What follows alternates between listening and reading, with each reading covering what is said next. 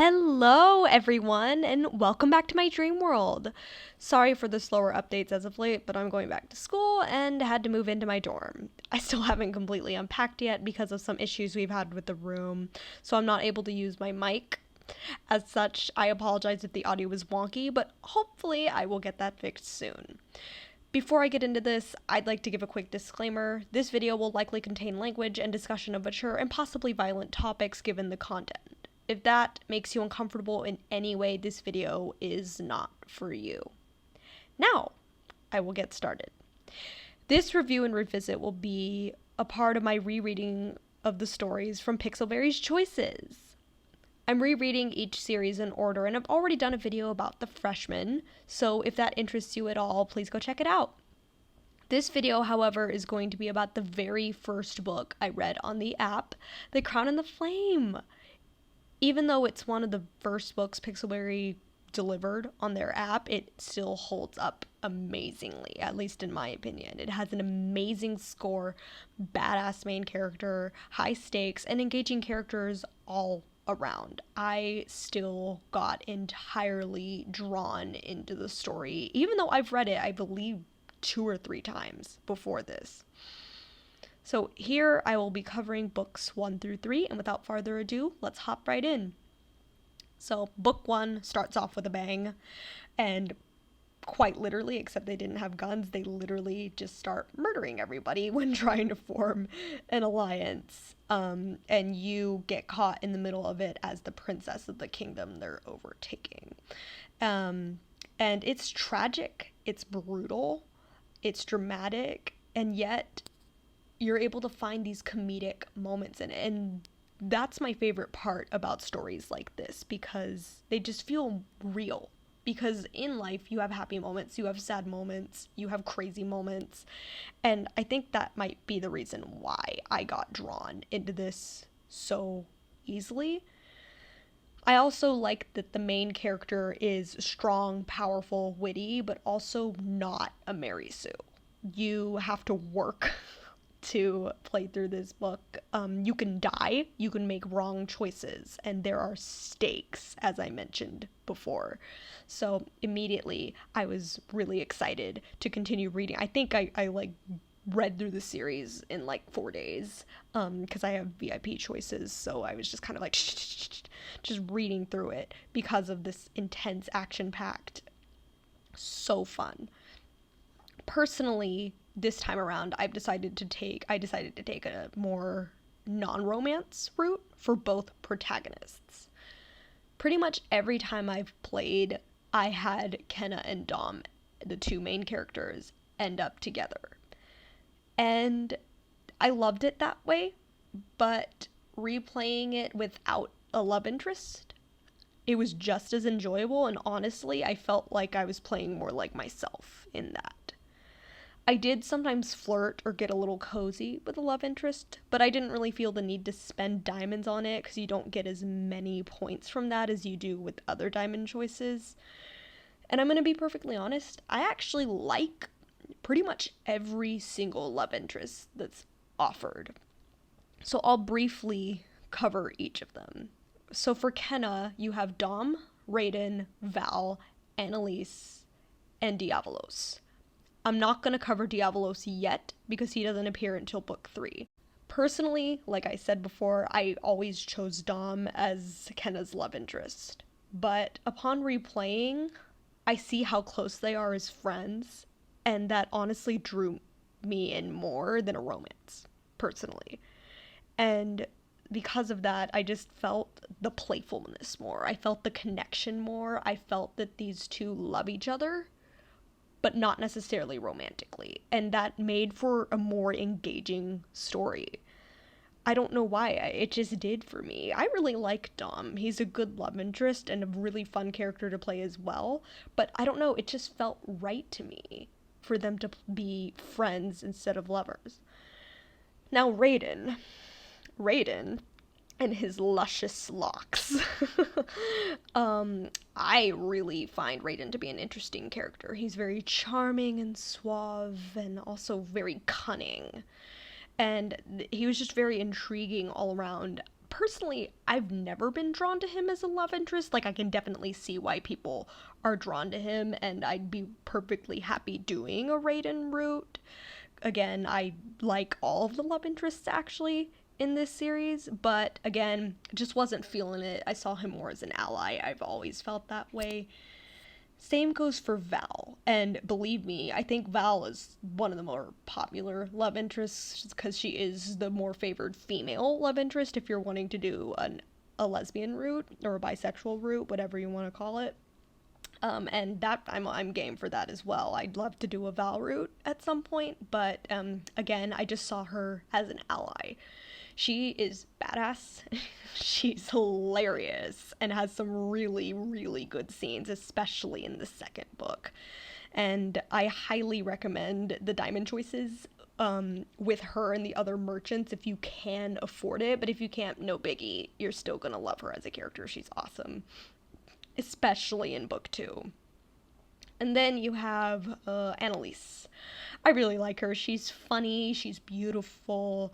Honestly, I think she's the most underrated of the 4 because I feel like she gets the least love and the other 3 tend to attract people more. But she, again, I saw her more as like a friend, an ally, somebody who's just like there to help me out when I need them. But yeah, she's really cool. Funny too. And I love her because she is ladylike. She's the rich one. She's the one that's like dressing you up and encouraging you to put on makeup, kind of getting Kenna out of that tomboyish, not her Kenna's personality, and showing a softer side of her, and that's totally cool. That felt like bestie energy to me. But yeah, I would again be perfectly fine doing a route for her as well. Now I'll get to Dom's love interest, so obviously you have Kenna, and I've kind of covered that on the other side. But then you have Sei. And you have one more as well, and I'll cover that later. But Sei is so cool. So cool. Definitely one of my favorite characters, and she is pretty much Dom's best friend other than Kenna throughout the entire series after he befriends her and she teaches him about his powers and everything.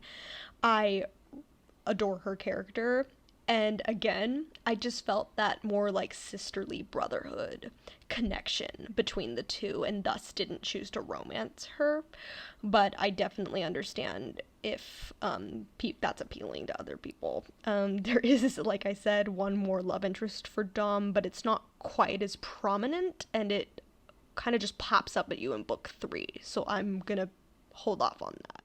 And then you have Rose. Rose, I like her as a character. She's sweet. I don't have any problems with her, but after book 1, she just kind of walks off and disappears. I think that in some routes, if you play it a certain way where you don't get enough points, she dies.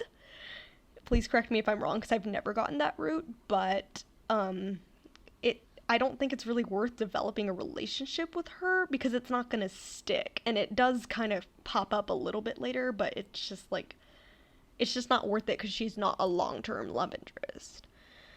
So again, I didn't really spend any diamonds on romance scenes for the most part because they do give you like army score points, which is important, but not as many, and you can get plenty of army score points without taking those scenes, and I focused more on like the prestige points instead.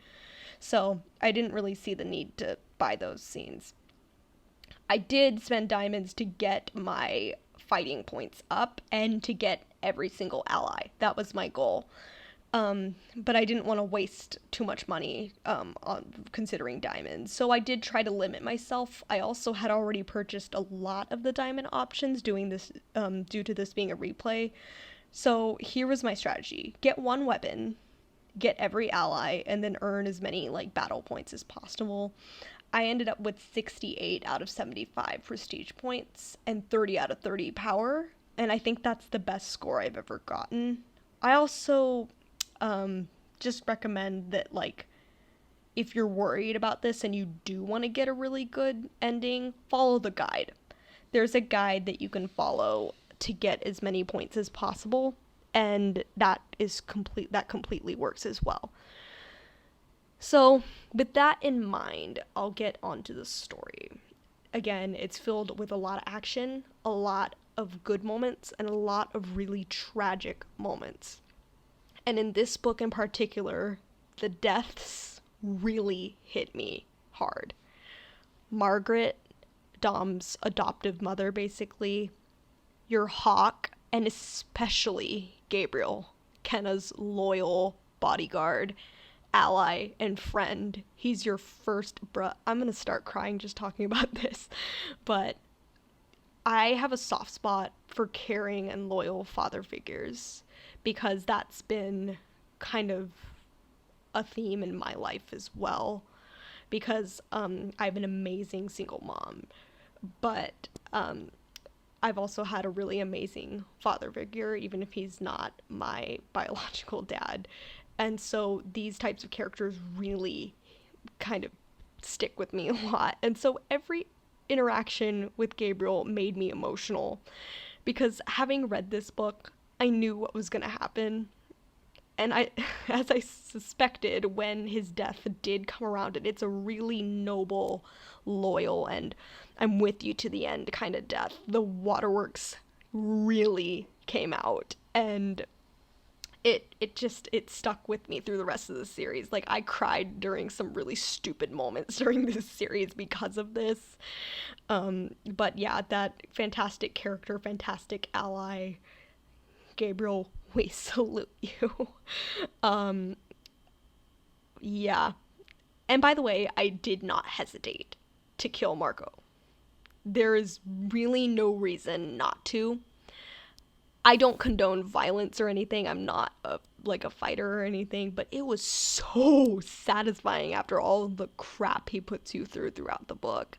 And the Nevergeese, I'm probably pronouncing that wrong, but the Nevergeese family in general, just, I love sticking it to my enemies in this book. I also really love that this book is very raw, both emotionally and through the action scenes. Some of the scenes, if you read them carefully, are quite brutal. And some have very graphic, detailing in the writing. And as someone with a very vivid imagination, I did get a little bit squeamish. But I was able to get past that because it has the right amount of violence, glory, and humor. It's gory and it's raw, but it's not disgustingly or overwhelmingly so. So as a squeamish person, I was able to handle it, but so far this is definitely my favorite playthrough of the book, other than maybe the very first time, because that just hit different. Reading a book for the first time just kind of hits different. And I remember I was just super excited to play on to book 2. So let's move on to book 2. For some reason, during my first few playthroughs, I don't remember liking the second book as much as the other two, but I've definitely changed my mind. Kenna is no longer hellbent on revenge because she's, assumingly so, at least in my case, killed Marco. But she keeps her justice-driven persona and is now after Luther, the Nevergeese king, so Marco's dad. I also appreciate that she uses her cunning more than her steel a lot more often now, and I love seeing that in a character, because to be in that position, because she's now queen of Stormhold, the kingdom, and you gotta have every skill set at this point. Again, as long as you get all of your choices right, you can do very well in this book in terms of battle and strength and skill level ups. Again, if you're worried about that and you don't want to spend diamonds, use the walkthrough.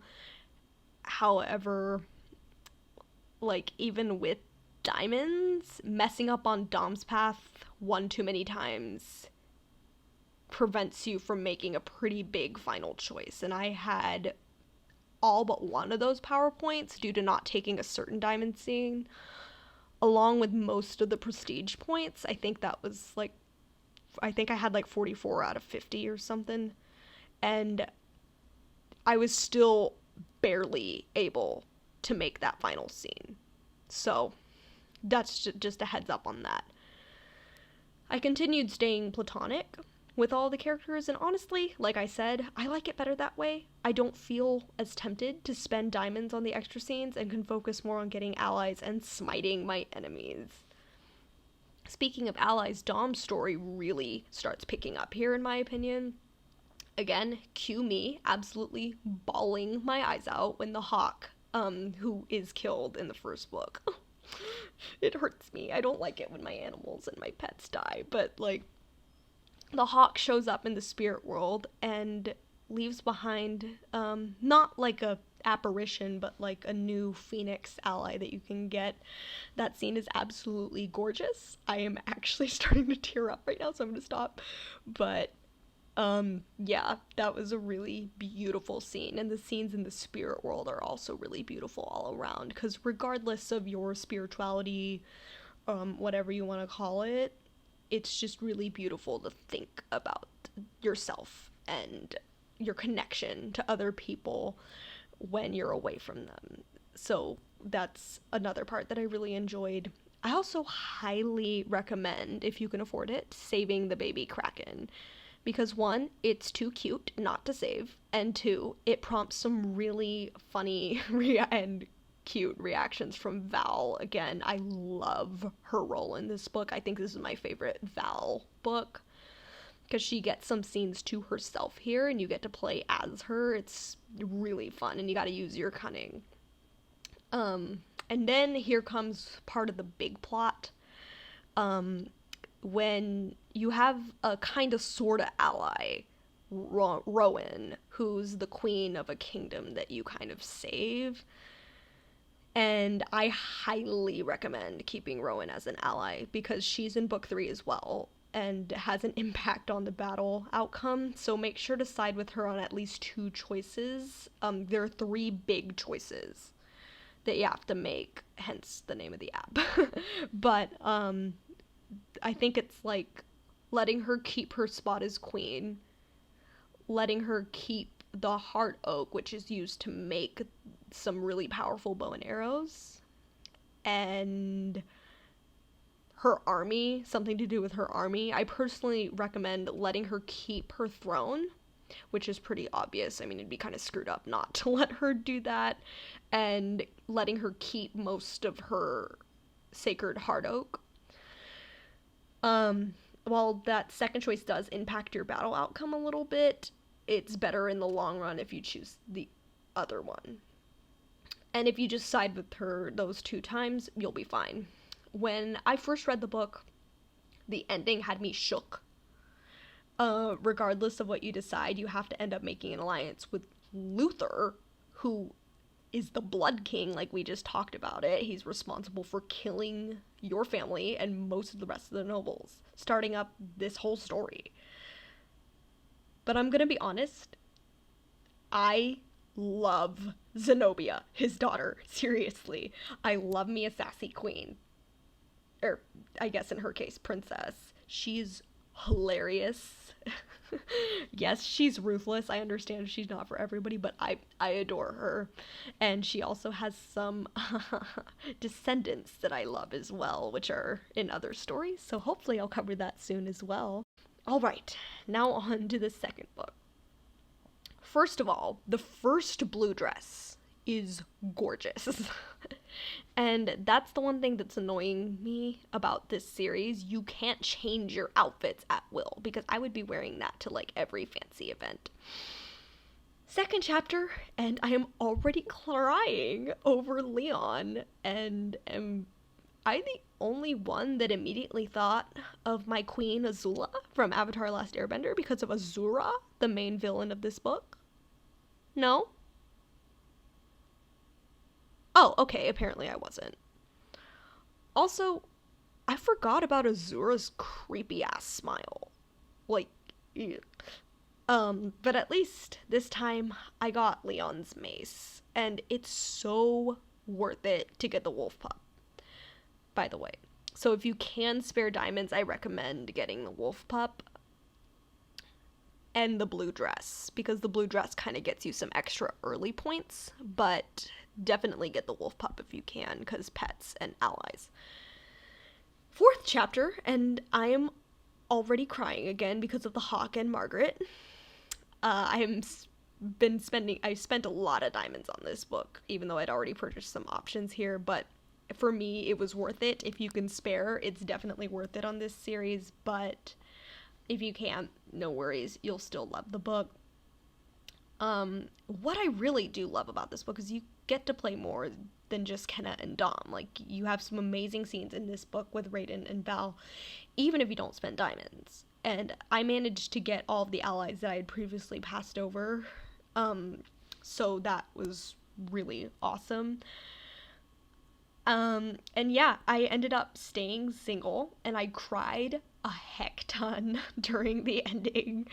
I highly recommend saving up diamonds for the ending scene and visit to the spirit world, because it's definitely worth it.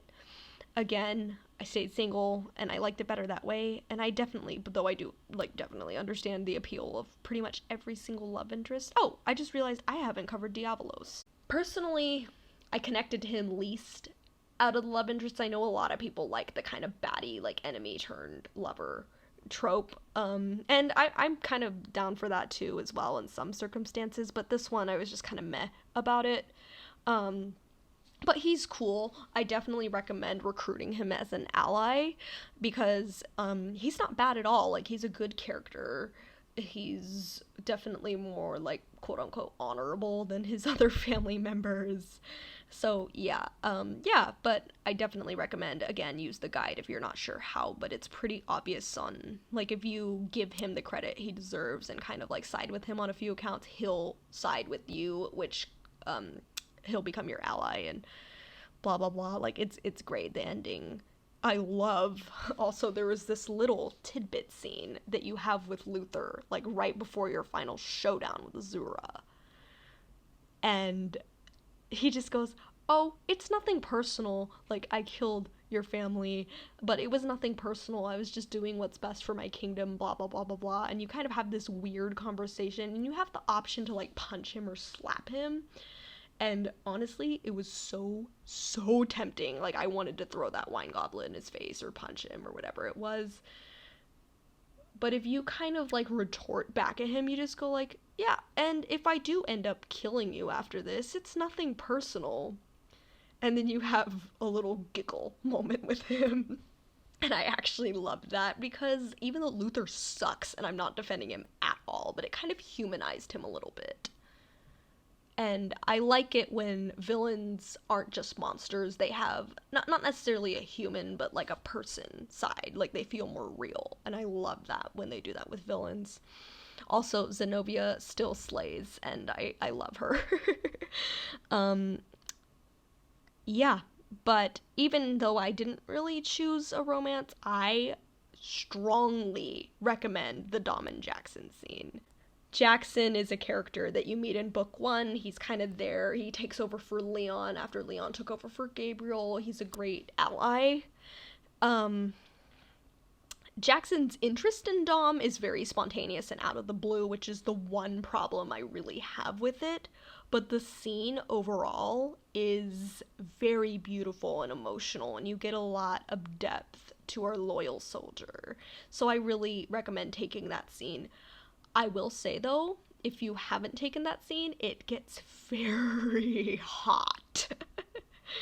I understand if some people are uncomfortable with that, so just know that it goes in that direction no matter what you do. So if you want to tap fast or just skip the scene altogether, I understand that too. But if you're comfortable with it, I highly recommend it.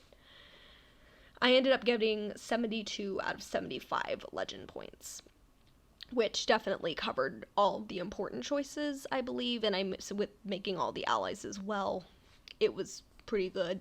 But again, if you're worried about that and don't want to spend diamonds, just use the walkthrough. No shame in that. But if you want a real raw experience, then don't use the raw walkthrough. But I'm a baby, and I'm kind of a perfectionist when it comes to this, and I like to succeed, so I do use the walkthroughs. Yeah, but overall, this series is absolutely amazing, and even if as one of the very first choices series, it holds up very well. I adore the main character, pretty much all of the supporting characters, and the villains are very well done. And I genuinely mean that, because a lot of them I really freaking hate. Yeah, but fantastical, tragic, glory, and raw throughout the story, and that's what makes it one of my favorites. That's gonna end my chit chat about this series. I'm sure there's a lot of stuff that I left out, because otherwise this would be like a 6-hour long video. But if there's a specific part of this series or a specific question that you have, please let me know. I'll try to get the most wanted video out as soon as possible. But again, I'm just starting a new school year, so it might take a little while. I appreciate the support on my channel, and I hope to see you all next time. I'll be covering Most Wanted, rereading Rules of Engagement currently, and I'm just going to go in order unless I have a requested series. Thank you for listening, and I'll see you on the flip side.